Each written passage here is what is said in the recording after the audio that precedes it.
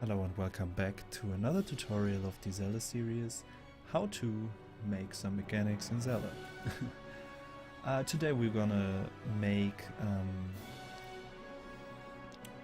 we will make the character picking up a stick and lighting it on fire and call an event in the level.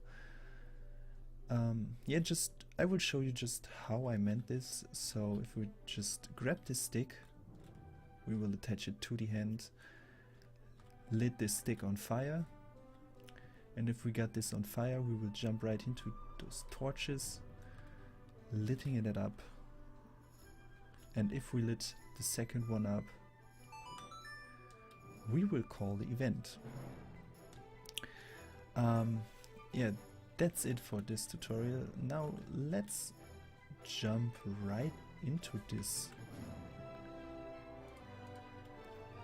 So, we are here in the mannequin skeleton of the character, and for the character we are gonna create an add socket, a new socket for the right hand. I choose the right hand, you can choose the left hand as well, and created a new socket which I called a stick.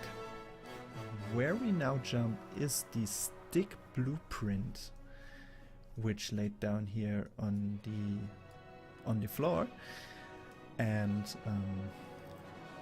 as you can see, I made a cylinder for the stick and two collision models. So one collision for the pickup and one collision for the lighting process. So we're now gonna jump into those event graph of the stick. We have the pickup sequence, which is if you overlap with the character,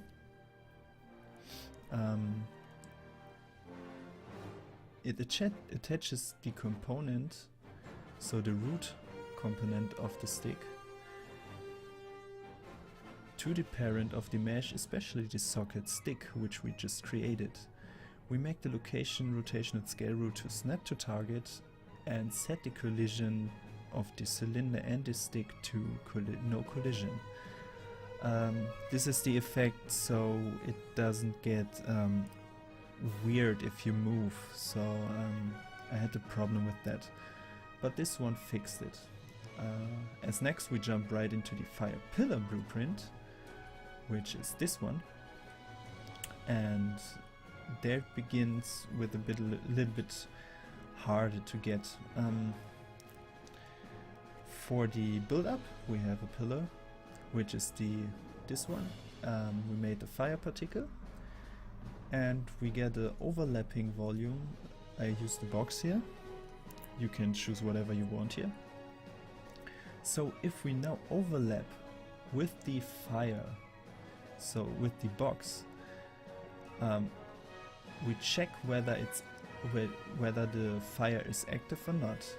The fire is usually at the beginning set to not active, but I have made it public, so you can choose it right on the fly.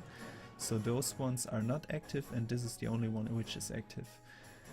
The event tick node triggers all the time whether it's active or not, and if it's active it sets the visibility of the fire to true, if it's not, to not visible. And if it's triggered, I put a do once node with a fire ignite sound of Ocarina of Time. Yeah. When it's active and the overlapping actor with the overlap fire is the stick class, you can class filter it by the stick, which you just overlap with your attached to your character. You can cast this to stick and you get the stick tip. The stick tip, as you saw, is the box trigger here, which is at the end of the stick. You will need this to spawn an emitter attached, and you attached this to the component of the stick tip. Same as you created a variable in the in the stick property, which is on fire, so you can check if it is on fire or not.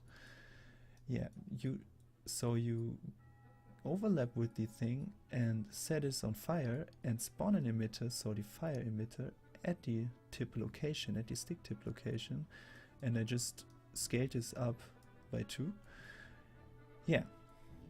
So if you now go to the other, so we have a lighting stick now, of course, and if you go now to the other torches and you get an overlap there, it checks if it is active. So if it's not active, it gets the overlap. I made a cast to the stick. You can it's the easiest way to cast to another blueprint to get the overlapping actors of something, or all actors of class. And if you did this, you just call the bool is on fire, which we just set to true. And if this is true, we set the is active of the fire pillar to true. So if it's not lit, then it will begin and set the visibility of the fire to true. For the event, which is called for if you lit up both of those torches, you go into the level blueprint of your current level and check it with the event tick and the branch. The branch consists of an end node, an end bool, where you just choose those actors by left clicking it, and when you press right click into your level blueprint, you can create a reference to those pillars. I made this with the 2 pillars and get right around the is active.